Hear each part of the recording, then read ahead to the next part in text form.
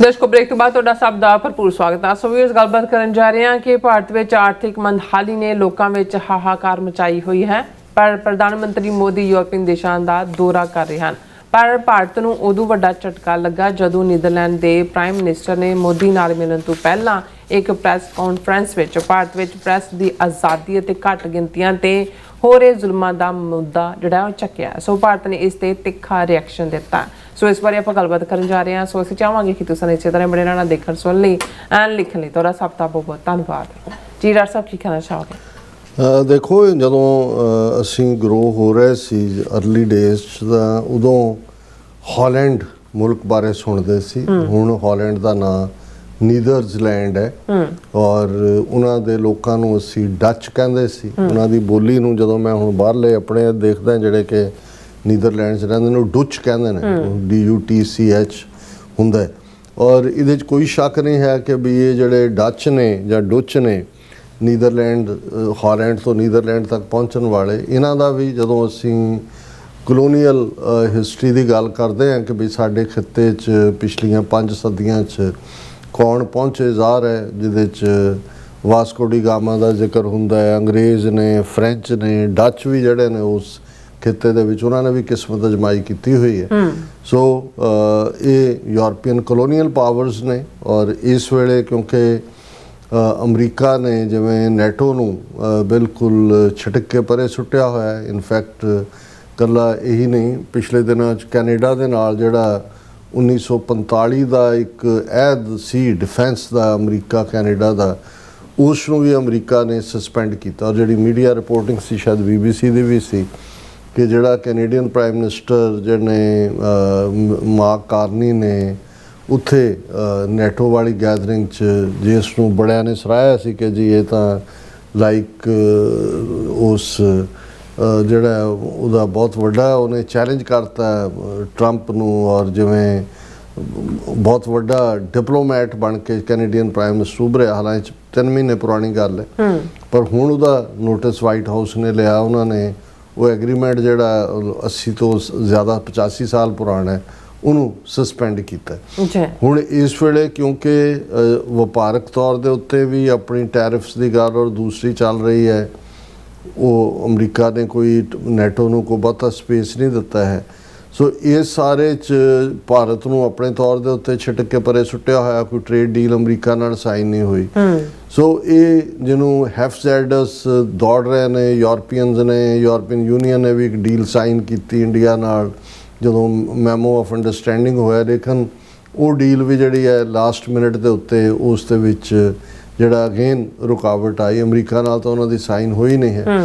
हुण हालात भारत दे विच ये है कि बड़ी बुरी तरह हाहाकार मचा होया। तुसीं जिहड़े उन्होंने थोड़े जे इंडिपेंडेंट यूट्यूबर ने वो दस रहे ने भी इकॉनमी असीं तो रुपये के हवाले नाल ही देखते हैं भी 96 तक पहुँच गया। बहुतियां दा है कि अगले कुछ हफ्तियां 100 पार हो जाएगा।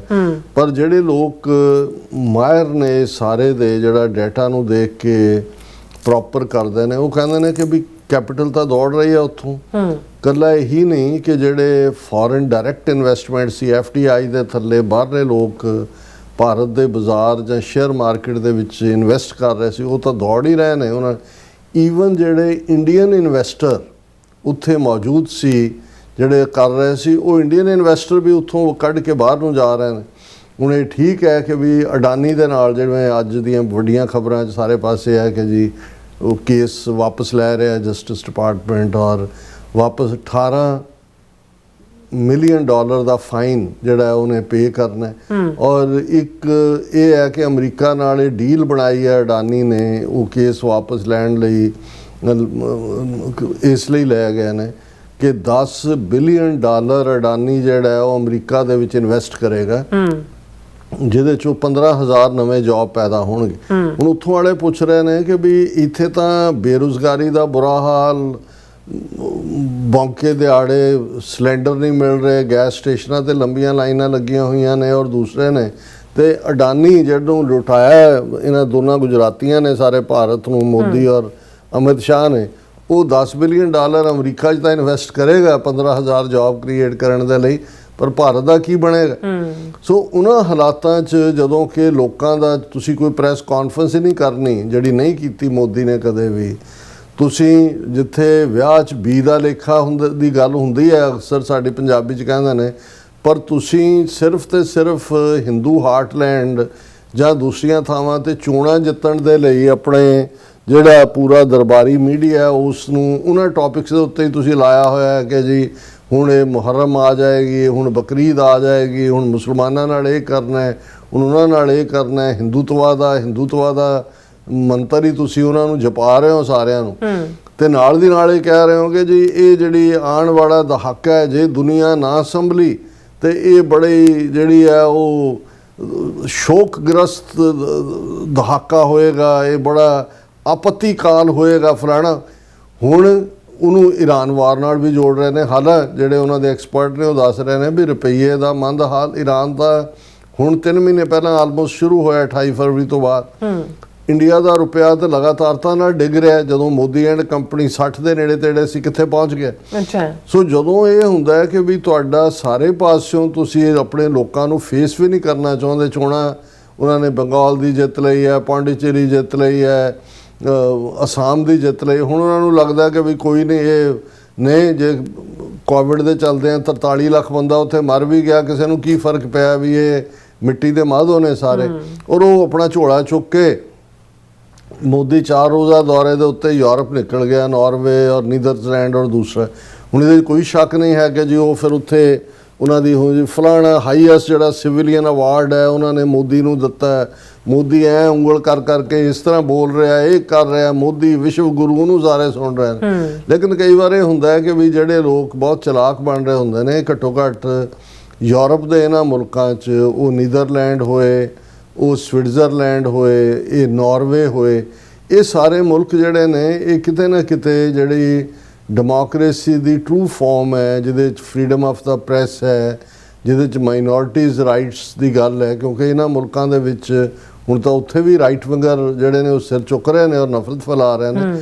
ਲੇਕਿਨ ਇਹ ਬੜੇ ਕੂਲ ਕਾਮ ਮੁਲਕ ਫਿਨਲੈਂਡ ਹੈ, ਜਿਹਦੇ 'ਚ ਕਿ ਸਾਰੇ ਜਿਹੜੇ ਨੇ ਉਹ ਆਪਣੀ ਆਜ਼ਾਦੀਆਂ ਦੇ ਨਾਲ, ਔਰ ਕੋਈ ਉਹਨਾਂ ਦੇ ਉੱਤੇ ਕਰਬ ਨਹੀਂ, ਆਲਮੋਸਟ ਜੇਲ੍ਹਾਂ ਵੀ ਉਹਨਾਂ ਦੀਆਂ ਇੱਕ ਗੈਸਟ ਹਾਊਸਾਂ ਵਰਗੀਆਂ ਹੀ ਨੇ, ਕਿਉਂਕਿ ਉਹ ਇਹ ਸਮਝਦੇ ਨੇ ਕਿ ਬਈ ਇਹ ਜਿਹੜਾ ਡੈਟ ਜਿਹਨੂੰ ਇਹ ਕਿਹਾ ਜਾਂਦਾ ਜੀ ਜੇ ਤੁਸੀਂ ਪਨਿਸ਼ ਕਰੋ, ਔਰ ਵੈਸੇ ਵੀ ਡੈਥ ਸੈਂਟੈਂਸ ਤੱਕ ਵੀ ਨਹੀਂ ਹੈ। ਹੁਣ ਮੋਦੀ ਜਿਹੜਾ ਹੈ ਉਹਦਾ 2 ਰੋਜ਼ਾ ਦੌਰਾ ਨੀਦਰਲੈਂਡ 'ਚ, ਔਰ ਉਹਨੇ ਕੋਈ ਪ੍ਰੈਸ ਕਾਨਫਰੰਸ ਤੱਕ ਖਲੋ ਕੇ ਨਾਲ ਕਰਨੀ ਨਹੀਂ ਹੁੰਦੀ। ਔਰ ਉਸ ਤੋਂ ਠੀਕ ਪਹਿਲਾਂ ਨੀਦਰਲੈਂਡ ਦੇ ਜਿਹੜੇ ਪ੍ਰਾਈਮ ਮਿਨਿਸਟਰ ਨੇ ਡੁਚ ਰੌਬ ਜੈਫਨ, ਰੌਬ ਜੈਟਨ JETTEN ਰੌਬ ਜੈਟਨ ਨੇ ਪ੍ਰੈਸ ਕਾਨਫਰੰਸ ਕੀਤੀ, ਔਰ ਉਹਦੇ 'ਚ ਉਹਨਾਂ ਨੇ ਜਿਹੜਾ ਜੁਆਇੰਟ ਪ੍ਰੈਸ ਕਾਨਫਰੰਸ ਮੋਦੀ ਇਸ ਲਈ ਨਹੀਂ ਕਰਦਾ, ਉਹਨਾਂ ਨੂੰ ਪਤਾ ਹੈ ਵੀ ਲੋਕਾਂ ਨੇ ਪੁੱਛਣਾ ਵੀ ਤੁਹਾਡੀ ਫਰੀडम ਆਫ ਪ੍ਰੈਸ ਜਿਹੜੀ ਹੈ ਉਹ ਤਾਂ ਦੁਨੀਆ ਦੇ ਜਿਹੜੇ ਆਟੋਕ੍ਰੈਟਿਕ ਰਜੀਮ ਨੇ ਉਹਨਾਂ ਤੋਂ ਥੱਲੇ ਚਲੀ ਗਈ, ਤੁਸੀਂ ਜਰਨਲਿਸਟਾਂ ਨੂੰ ਮਾਰ ਵੀ ਰਹੇ ਹੋ, ਜੇਲ੍ਹਾਂ 'ਚ ਵੀ ਡੱਕਾ, ਮਾਈਨੋਰਟੀਜ਼ ਤੁਸੀਂ ਮੁਸਲਮਾਨਾਂ ਨਾਲ ਕੀ ਕਰ ਰਹੇ ਹੋ, ਈਸਾਈਆਂ ਨਾਲ ਕੀ ਕਰ ਰਹੇ ਹੋ, ਸਿੱਖਾਂ ਨਾਲ ਕੀ ਕਰ ਰਹੇ ਹੋ, ਮਨੀਪੁਰ 'ਚ ਕੀ ਹੋ ਰਿਹਾ।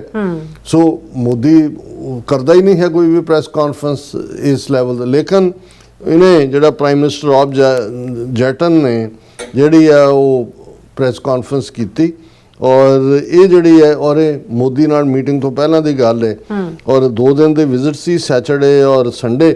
ਔਰ ਇਸ ਦੇ ਵਿੱਚ ਜਦੋਂ ਉਹਨਾਂ ਨੇ ਪ੍ਰੈਸ ਨੂੰ ਸੰਬੋਧਨ ਕਰ ਰਹੇ ਸੀ, ਉਹਨਾਂ ਨੂੰ ਪੁੱਛਿਆ ਗਿਆ ਕਿ ਭਾਈ ਭਾਰਤ ਦੇ ਵਿੱਚ ਸਟੇਟ ਆਫ ਪ੍ਰੈਸ ਫਰੀडम ਕੀ ਹੈ ਤੇ ਮਾਈਨੋਰਿਟੀ ਰਾਈਟਸ ਨਾਲ ਕੀ ਵਾਪਰ ਰਿਹਾ ਹੈ, ਔਰ ਇਹ ਸਾਰੇ ਗਲੋਬਲ ਮੀਡੀਆ ਨੇ ਇਹਨੂੰ ਰਿਪੋਰਟ ਕੀਤਾ। ਹੁਣ ਉਹਦੇ ਜਿਹੜਾ ਪ੍ਰਾਈਮ ਮਿਨਿਸਟਰ ਨੇ ਜਵਾਬ ਦਿੱਤਾ, ਉਸ ਤੋਂ ਇਹ ਅੰਦਾਜ਼ਾ ਵੀ ਇਹ ਜਿੰਨੀਆਂ ਮਰਜ਼ੀ ਨੌਟੰਕੀਆਂ ਕਰਨ, ਇਹਨਾਂ ਮੁਲਕਾਂ ਨੂੰ, ਇਹਨਾਂ ਦੀਆਂ ਇੰਟੈਲੀਜੈਂਸ ਏਜੰਸੀਆਂ ਨੂੰ, ਇਹਨਾਂ ਦੇ ਪਾਲਿਸੀ ਮੇਕਰਸ ਨੂੰ ਬਹੁਤ ਚੰਗੀ ਤਰ੍ਹਾਂ ਪਤਾ ਵੀ ਇੰਡੀਆ 'ਚ ਕੀ ਹੋ ਰਿਹਾ।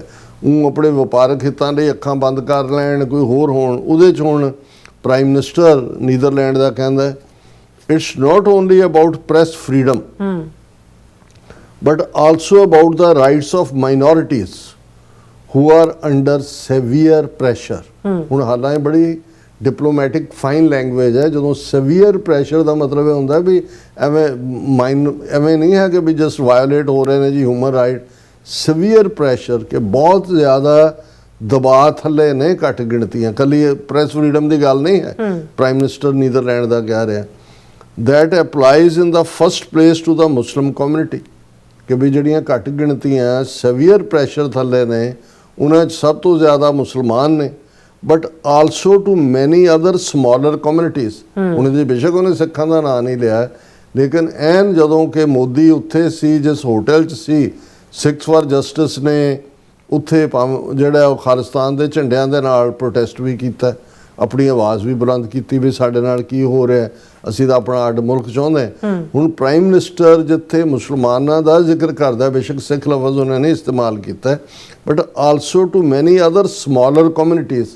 ਹੁਣ ਜ਼ਾਹਰ ਹੈ ਕਿ ਮੁਸਲਮਾਨ 20 ਕਰੋੜ ਨੇ ਭਾਰਤ ਦੇ ਵਿੱਚ, ਸਿੱਖ 2-2.5 ਕਰੋੜ ਨੇ, ਸੋ ਜ਼ਿਕਰ ਉਹ ਸਿੱਖਾਂ ਵੱਲ ਹੀ ਇਸ਼ਾਰਾ ਕਰ ਰਿਹਾ। ਉਹਨਾਂ ਨੇ ਜਿਹੜਾ ਉਸ ਦੇ ਜਵਾਬ ਦੇ ਵਿੱਚ ਇਹ ਕਿਹਾ, the concern is to what extent India remains an inclusive society where the same rights apply to everyone। ਹੁਣ ਨੀਦਰਲੈਂਡ ਦੇ ਪ੍ਰਾਈਮ ਮਿਨਿਸਟਰ ਨੂੰ ਚੰਗੀ ਤਰ੍ਹਾਂ ਪਤਾ ਹੈ ਕਿ ਇੰਡੀਆ ਇਨਕਲੂਸਿਵ ਸੁਸਾਇਟੀ ਨਹੀਂ ਰਹੀ, ਉੱਥੇ ਹਿੰਦੂਆਂ ਦੇ ਰਾਈਟ ਨੇ ਮਾਈਨੋਰਿਟੀਜ਼ ਨੂੰ ਡਿਪਰਾਈਵ ਕੀਤਾ ਗਿਆ, ਔਰ ਉਹ ਇਹ ਕਹਿ ਰਿਹਾ ਕਿ ਭਾਈ ਸਾਡਾ ਫਿਕਰ ਇਹ ਹੈ ਕਿ ਇੰਡੀਆ ਜਿਹੜਾ ਉਹ ਇਨਕਲੂਸਿਵ ਸੁਸਾਇਟੀ ਹੋਏ ਤਾਂ ਕਿ ਹਰ ਮੁਲਕ ਦੇ ਵਸਿੰਦੇ ਨੂੰ ਇੱਕੋ ਜਿਹੇ ਹੱਕ ਮਿਲਣ। ਔਰ ਇਹ ਉਹਦੇ ਨਾਲ ਦੀ ਨਾਲ ਉਹਨਾਂ ਨੇ ਮਿਸਟਰ ਜੈਟਸਨ ਨੇ ਇਹ ਕਿਹਾ ਕਿ ਵੀ ਸੱਚ ਕੰਸਰਨਸ ਵਰ regularly raised with the Indian government, ਕਿ ਮੈਂ ਸਿਰਫ ਇਸ ਪ੍ਰੈਸ ਕਾਨਫਰੰਸ ਖਲੋ ਕੇ ਇਹ ਗੱਲ ਨਹੀਂ ਕਹਿ ਰਿਹਾ, ਅਸੀਂ ਭਾਰਤ ਦੀ ਹਕੂਮਤ ਨਾਲ ਇਹਨਾਂ ਨੂੰ ਲਗਾਤਾਰਤਾ ਦੇ ਨਾਲ ਜਿਹੜਾ ਇਹ ਇਸ਼ੂ ਕਰਦੇ।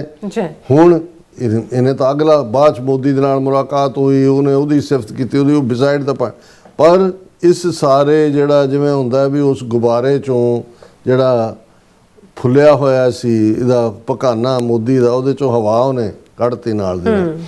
ਹੁਣ ਜਦੋਂ ਇਹ ਸਵਾਲ ਇੰਡੀਅਨ ਫੋਰਨ ਮਿਨਿਸਟਰੀ ਨੂੰ ਪੁੱਛਿਆ ਗਿਆ ਕਿ ਭਾਈ ਇਹ ਡੁੱਚ ਪ੍ਰਾਈਮ ਮਿਨਿਸਟਰ ਨੇ ਕਮੈਂਟ ਕੀਤੇ ਨੇ ਪ੍ਰੈਸ ਬਰੀਫਿੰਗ ਦੇ ਇਹ, ਔਰ ਦੂਸਰਾ ਇਹਦੇ ਉੱਤੇ ਤੁਹਾਡਾ ਕੀ ਹੈ, ਤੇ ਉਹਦੇ 'ਚ ਉਹਨਾਂ ਦਾ ਤੁਸੀਂ ਇਹ ਦੇਖੋ ਵੀ ਕਿੰਨੇ ਝੂਠੇ ਸੜੇ ਬਲੇ ਹੋਏ ਨੇ ਇਹ ਇੰਡੀਅਨ ਕਿਸ ਲੈਵਲ ਦੇ ਉੱਤੇ। ਉਹਦੇ 'ਚ ਉਹ ਕਹਿੰਦਾ ਜੀ ਮੈਂ ਦੇਖੇ ਨਹੀਂ ਹੈ ਪ੍ਰਾਈਮ ਮਿਨਿਸਟਰ ਦੇ ਰਿਮਾਰਕ, ਪਰ ਇਹ ਜਿਹੜਾ ਮੈਂ ਇਹ ਕਹਿਣਾ ਚਾਹੁੰਦਾ, India is a country of 1.4 billion people, ਇੰਨਾ ਵੱਡਾ ਸਾਡਾ ਮੁਲਕ ਹੈ, ਦਾ ਲਾਰਜੈਸਟ ਪੋਪੂਲੇਟਡ ਕੰਟਰੀ ਇਨ ਦਾ ਵਰਲਡ। ਹੁਣ ਇਹ ਕੋਈ ਕ੍ਰੈਡਿਟ ਹੈ ਵੀ ਜੇ ਤੁਸੀਂ ਚੂਹੇ ਤੇ ਸੂਰਾਂ ਵਾਂਗ ਜੰਮਦੇ ਹੋ ਨਿਆਣੇ, ਤੇ ਉਹਨੂੰ ਤੁਸੀਂ ਹੁਣ ਸਮਝਦੇ ਹੋ ਕਿ ਵੀ ਇਹ ਤੁਹਾਨੂੰ ਨੋਬਲ ਪ੍ਰਾਈਜ਼ ਮਿਲੇਗਾ ਵੀ ਤੁਸੀਂ ਨਿਆਣੇ ਜੰਮਦੇ ਹੋ ਔਰ ਸਭ ਤੋਂ ਵੱਡਾ ਮੁਲਕ ਬਣੇ ਹੋਏ। ਅੱਛਾ, India is a country of 1.4 billion people and largest populated country in the world, a country of civilization of more than 5,000 years old। ਕਿਹੜੀ ਤੁਹਾਡੀ, ਹਾਂ ਪੰਜਾਬ ਵਾਲੇ ਕਹਿ ਸਕਦੇ ਨੇ ਕਿ ਸਾਡੀ ਇੰਡਸ ਵੈਲੀ ਸਿਵਲਾਈਜੇਸ਼ਨ ਹੈ 5000 ਸਾਲ ਪੁਰਾਣੀ, ਤੁਹਾਡੀ ਕਿਹੜੀ ਹੈ ਗੰਗਾ ਜਮਨਾ ਦੀ ਜੀ, ਕਿਹੜੀ ਤੁਸੀਂ 5000 ਸਾਲ ਦੀ ਗੱਲ ਕਰਦੇ ਹੋ। It is a diverse country, ਇਹ ਤਾਂ ਸਾਡੀ ਬੜੀ ਡਾਈਵਰਸ ਹੈ। ਹੀ continued, diversity in terms of culture, diversity in terms of languages, diversity in terms of food, diversity in terms of religion। ਮਤਲਬ ਇਹ ਹੈ ਵੀ ਇਸ ਲਈ ਨਹੀਂ ਕਿ ਵੀ ਤੁਸੀਂ ਕੋਈ ਸਭ ਨੂੰ ਕੋਈ ਅਕਮੋਡੇਟ ਕੀਤਾ ਹੈ, ਇਹ ਸਬ ਕੰਟੀਨੈਂਟ ਹੈ ਇੰਡੀਆ ਨੂੰ, ਜਿਹੜਾ ਇਸ ਨੂੰ ਇਹ ਹੁਣ ਇੰਡੀਅਨ ਸਬ ਕੰਟੀਨੈਂਟ ਕਹਿਣ ਲੱਗ ਗਏ।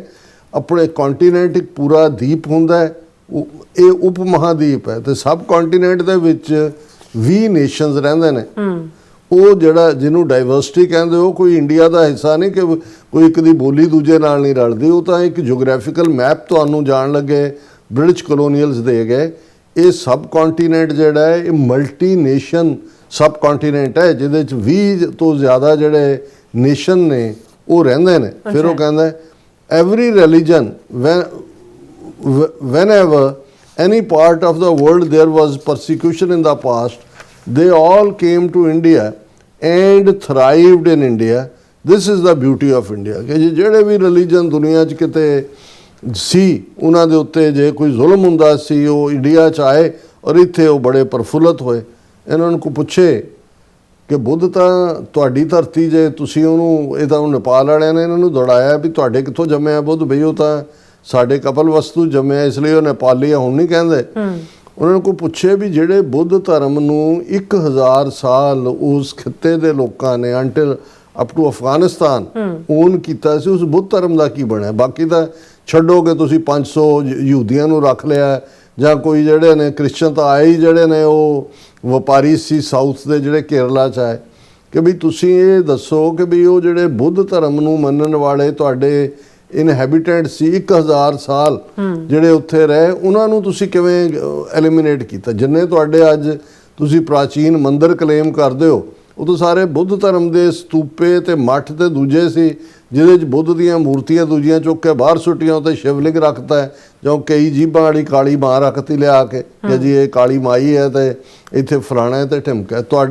ਤੁਹਾਡੇ ਤੋਂ ਵੱਡਾ ਇਨਟੋਲਰੈਂਟ ਕੌਣ ਹੈ? ਵੀ ਜੋ ਤੁਸੀਂ ਬੋਧੀਆਂ ਨਾਲ ਕੀਤਾ, ਸ਼ਾਸਤਰ ਨਾਲ ਵੀ ਔਰ ਸ਼ਸਤਰ ਨਾਲ ਵੀ, ਮਿਲੀਅਨਸ ਆਫ ਦੈਮ ਵਰ। ਇਹ ਗੱਲਾਂ ਮੈਂ ਨਹੀਂ ਕਹਾਂ, ਕੋਈ ਵੀ ਹਿਸਟੋਰੀਅਨ ਜਿਹੜਾ, ਈਵਨ ਓਸ਼ੋ ਜਿਹੜਾ, ਹਾਲਾਂਕਿ ਉਹ ਇੱਕ ਆਪਣੀ ਕਿਸਮ ਦਾ ਕਨਫਿਊਜ਼ਡ ਮੈਨ ਸੀ, ਲੇਕਿਨ ਉਹ ਇਹਨਾਂ ਨੂੰ ਇਹ ਪੁਆਇੰਟ ਆਊਟ ਕਰਕੇ ਯਾਦ ਕਰਾਉਂਦਾ ਸੀ ਵੀ ਤੁਸੀਂ ਬੋਧੀਆਂ ਦੇ ਨਾਲ ਕੀ ਕੀਤਾ ਹੋਇਆ, ਤੁਸੀਂ ਆਪਣੇ ਆਪ ਨੂੰ ਕਿਹੜੀ ਟੋਲਰੈਂਟ ਔਰ ਕਿਹੜੀ ਸਮਾਜ ਦੀ ਗੱਲ ਕਰਦੇ ਹੋ। ਅੱਛਾ, ਫਿਰ this question comes because of the lack of understanding of this. ਇਹ ਇੰਡੀਅਨ ਫੋਰਨ ਮਿਨਿਸਟਰੀ ਕਹਿ ਰਹੀ ਹੈ ਕਿ ਨੀਦਰਲੈਂਡ ਦੇ ਪ੍ਰਾਈਮ ਮਿਨਿਸਟਰ ਨੂੰ ਇਹ ਖੋਤਾ ਹੈ, ਇਹਨੂੰ ਅੰਡਰਸਟੈਂਡਿੰਗ ਹੀ ਨਹੀਂ ਹੈ ਕਿ ਸਾਡਾ ਕਿੰਨਾ ਵੱਡਾ ਮੁਲਕ ਤੇ ਕਿੰਨਾ ਵੱਡੇ ਅਸੀਂ ਤੇ ਫਲਾਣਾ ਢੰਗਾ। ਔਰ ਬਾਕੀ ਪ੍ਰੈਸ ਫਰੀडम ਦੀ ਗੱਲ, on the question of press freedom, mister George said, ਹੁਣ ਉਹਨਾਂ ਨੇ ਸਪੋਕਸਪਰਸਨ ਵੀ ਕੋਈ ਸਾਈ ਲਿਆ ਕੇ ਬਿਠਾ ਦਿੱਤਾ ਕਿ ਵੀ ਦੇਖੋ ਸਾਨੂੰ ਦੇਖੋ ਡਿਫੈਂਡ ਇਹ ਕਰ ਰਹੇ ਨੇ। Mister George said India was a very noisy democracy because everyone has the freedom of expression, freedom of press in the country. ਸਾਡੀ ਤਾਂ ਡੈਮੋਕ੍ਰੇਸੀ ਬੜੀ ਨੋਇਜ਼ੀ ਹੈ, ਸ਼ੋਰ ਸ਼ਰਾਬੇ ਵਾਲੀ ਹੈ, ਹਰ ਇੱਕ ਨੂੰ ਜਿਹੜੀ ਹੈ ਫਰੀडम ਆਫ ਐਕਸਪ੍ਰੈਸ਼ਨ ਹੈ, ਫਰੀडम ਆਫ ਪ੍ਰੈਸ ਹੈ। ਹੁਣ ਹਾਲਾਂ ਅੱਜ ਹੀ ਸੁਪਰੀਮ ਕੋਰਟ ਖੁਦ ਕਹਿ ਰਿਹਾ ਹੈ ਕਿ ਜੀ ਜਦੋਂ ਅਸੀਂ ਇਹ ਉਹਦੇ ਤੇ ਇੱਕ ਵਿਚਾਰੇ ਜਿਹੜੇ ਮੁਸਲਮਾਨ ਸਟੂਡੈਂਟ ਨੂੰ ਬੇਲ ਹੀ ਨਹੀਂ ਦੇ ਰਹੇ ਫਰੀडम ਆਫ ਐਕਸਪ੍ਰੈਸ਼ਨ ਦੇ ਥੱਲੇ, ਉਹ ਕਹਿੰਦੇ ਵੀ ਅਸੀਂ ਤਾਂ ਇਹ ਕਿਹਾ ਸੀ ਕਿ ਵੀ ਬੇਲ ਜਿਹੜਾ ਹੈ ਇਹ ਇੱਕ ਰਾਈਟ ਬਣਦਾ ਹੈ ਕਿਸੇ ਦਾ ਵੀ, ਔਰ ਇਹ ਕਹਿ ਰਿਹਾ ਕਿ ਜੀ ਉੱਥੇ ਹਾਲ ਇਹਨਾਂ ਨੇ ਕੀ ਕੀਤਾ ਹੋਇਆ ਹੈ ਫਰੀडम ਆਫ ਐਕਸਪ੍ਰੈਸ਼ਨ ਦੇ ਨਾਂ ਥੱਲੇ। ਫਿਰ ਉਹ ਕਹਿੰਦਾ ਹੈ we are 1/6 of the total population of the world। ਇਹ ਸੂਰ ਦੇ ਬੱਚੇ ਜਿਹੜੇ ਨੇ ਇਹ ਆਪਣੇ ਉਹ ਨਿਆਣੇ ਗਿਣਨ ਤੇ ਲੱਗੇ ਹੋਏ ਨੇ ਕਿ ਅਸੀਂ ਦੁਨੀਆ ਦੀ ਕੁੱਲ ਆਬਾਦੀ ਦਾ 6ਵਾਂ ਹਿੱਸਾ ਹੈ, but not 1/6 of the problems of the world। ਇਹ ਤੁਸੀਂ ਦੇਖੋ ਹੁਣ ਬ੍ਰਾਹਮਣ ਦੀ ਉਹ ਕਹਿੰਦਾ ਅਸੀਂ ਆਬਾਦੀ 1/6 ਹੈਗੇ ਪਰ ਅਸੀਂ ਜਿਹੜੀਆਂ ਦੁਨੀਆ ਦੀਆਂ ਸਮੱਸਿਆਵਾਂ ਉਹਦਾ ਅਸੀਂ 6ਵਾਂ ਹਿੱਸਾ ਥੋੜੀ ਹੈ। This is the beauty of India which makes us proud. Every minority thrives. ਹਰ ਘੱਟ ਗਿਣਤੀ ਜਿਹੜੀ ਆ ਉਹ ਜਿਹੜੀਆਂ ਪੁੱਠੀਆਂ ਛਾਲਾਂ ਮਾਰ ਰਹੀ ਹੈ। ਦੇਖੋ ਅਸੀਂ 6ਵਾਂ ਹਿੱਸਾ ਆਬਾਦੀ ਦਾ, ਪਰ ਸਮੱਸਿਆਵਾਂ ਸਾਡੀਆਂ 6ਵੇਂ ਹਿੱਸੇ ਦੀਆਂ ਨਹੀਂ ਨੇ। ਫਿਰ ਜਿਹੜਾ ਇਹ ਸਾਰੇ ਨੂੰ ਉਹਨਾਂ ਨੇ ਅੱਗੋਂ ਹੋਰ ਡੀਟੇਲ ਦਿੱਤੀ ਹੈ, ਪਰ ਮੈਂ ਇਹਨੂੰ ਇੱਥੇ ਹੀ ਕਲੋਜ਼ ਕਰਦਾ ਕਿ ਅਸੀਂ ਇਹ ਸਮਝਦੇ ਹਾਂ ਵੀ ਕਈ ਵਾਰ ਇਹ ਜਿਹੜੇ ਨਿੱਕੇ ਨਿੱਕੇ ਇਹਨੂੰ ਜੈਸਚਰ ਕਹਿ ਲਓ, ਸਵਾਲ ਕਹਿ ਲਓ, ਇਸ਼ੂ ਕਹਿ ਲਓ, ਜਦੋਂ ਕੋਈ ਚੁੱਕਦਾ ਤੇ ਇੰਨੀ ਕੁ ਧਰਵਾਸ ਹੁੰਦੀ ਹੈ ਕਿ ਵੀ ਠੀਕ ਹੈ, ਅੱਖਾਂ ਭਾਵੇਂ ਬੰਦ ਕੀਤੀਆਂ ਹੋਣਗੀਆਂ। ਅਡਾਨੀ ਦੀ ਵੀ ਡੀਲ ਅਮਰੀਕਨਾਂ ਨੇ ਕਰ ਲਈ ਵੀ ਸੁੱਟ ਬਈ 18 ਮਿਲੀਅਨ ਫਾਈਨ ਤੇ 10 ਬਿਲੀਅਨ ਦੀ ਇਨਵੈਸਟਮੈਂਟ ਕਰ। ਇਨ ਦਾ ਐਂਡ ਵਪਾਰ ਨਾਲ ਹੀ ਵਪਾਰ ਵਾਲਿਆਂ ਦੀ ਡੀਲ ਹੁੰਦੀ ਹੈ। ਪਰ ਘੱਟੋ ਘੱਟ ਇਹ ਨੀਦਰਲੈਂਡ ਦੇ ਪ੍ਰਾਈਮ ਮਿਨਿਸਟਰ ਨੇ ਉਹਦੇ ਦੌਰੇ ਦੇ ਮੌਕੇ ਉਹਨੂੰ ਸ਼ੀਸ਼ਾ ਜ਼ਰੂਰ ਦਿਖਾਇਆ ਇੰਡੀਆ ਨੂੰ, ਮੋਦੀ ਨੂੰ, ਕਿ ਤੁਹਾਡੀ ਅਸਲੀ ਕਰਤੂਤ ਕੀ ਹੈ ਉਹ ਅਸੀਂ ਬਹੁਤ ਚੰਗੀ ਤਰ੍ਹਾਂ ਜਾਣਦੇ ਹਾਂ। ਬਿਲਕੁਲ ਡਾਕਟਰ ਸਾਹਿਬ, ਤੁਹਾਡਾ ਬਹੁਤ ਬਹੁਤ ਧੰਨਵਾਦ। ਸੋ ਅਥਲਾਨਾ ਬ੍ਰੇਕ ਫਿਓਰਸ ਤੋਂ ਸੁਣਾਈ ਇਸ ਤਰ੍ਹਾਂ ਬੜੇ ਨਾਲ ਮਿਲਦੇ ਹਾਂ ਛੋਟੇ ਜਿਹੇ ਬ੍ਰੇਕ ਤੋਂ ਬਾਅਦ।